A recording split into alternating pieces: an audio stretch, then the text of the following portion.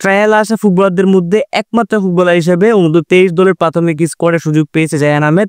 এই ভিডিওতে আমরা জানবো কেন জায়ান আহমেদ স্পেশাল এবং সে কোন পজিশনে খেলে এবং তার সম্পর্কে বিস্তারিত এই ভিডিওতে জানার চেষ্টা করব। ট্রায়ালে আসা বেশ কয়েকজন প্লেয়ার কিন্তু নজর কেড়েছিলেন, তার মধ্যে অন্যতম ছিলেন জায়ান আহমেদ। জায়ান আহমেদের প্লেইং পজিশন হচ্ছে লেফট ব্যাক, তাছাড়া সে কিন্তু উইংও ভালো খেলতে পারে। তার মূল কাজ রক্ষণ ব্যাগে হলো সে কিন্তু আক্রমণ ভাগে গিয়েও ভালো গোল করতে পারে। তাছাড়া তার মধ্যে কিন্তু ভালো অ্যাসিস্ট করার গুণ রয়েছে। শুধুমাত্র একজন লেফট ব্যাক হিসেবে নয়, সে কিন্তু লেফট উইংও ভালো খেলতে পারে। যদিও অনূর্ধ্ব-23 দলে তাকে অন্তর্ভুক্ত করা হয়েছে লেফট ব্যাক হিসেবে। যুক্তরাষ্ট্রে বেড়ে উঠে জায়ান আহমেদ কিন্তু যুক্তরাষ্ট্রের বয়সভিত্তিক দলও খেলেছেন। এরপর সে তার নিজ দেশের হয়ে খেলার জন্য আগ্রহ প্রকাশ করেছেন। জায়ান আহমেদ যে ট্রায়াল থেকে বাহুবের নজরে এসেছেন তা নয়, জায়ান আহমেদ অনেক আগেই বাহুবের সাথে যোগাযোগ করেছেন এবং বাহুবের তাকে কিন্তু নজরে রেখেছিলেন।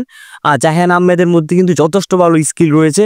আর বাংলাদেশে যেহেতু লেফট ব্যাক, রাইট ব্যাক এই পজিশনগুলোতে ভালো প্লেয়ার প্রয়োজন, যার কারণে হয়তো কোচের চিন্তা ভাবনা থেকে তাকে লেফট ব্যাক হিসেবে টিমে অন্তর্ভুক্ত করা হয়েছে। তাছাড়া জায়ান আহমেদ কিন্তু খুবই স্পিডি একজন প্লেয়ার, সে রক্ষণ ব্যাক থেকে আক্রমণ ভাগে খুব দ্রুত চলে যেতে পারে। ইতিমধ্যে অনূর্ধ্ব-23 দলের ক্যাম্পে সে যোগ দিয়েছেন এবং সেখানে মোটামুটি ভালোই নজর কাটছেন।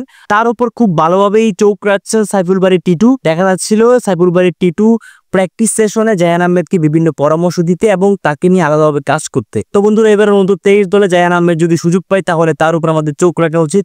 সে কিন্তু আমাদের ভবিষ্যতের লেফট ব্যাক হতে চলেছে। জায়ান আহমেদকে নিয়ে আপনার কি মতামত সেটা অবশ্যই কমেন্টস করে জানাবেন। আল্লাহ হাফিজ।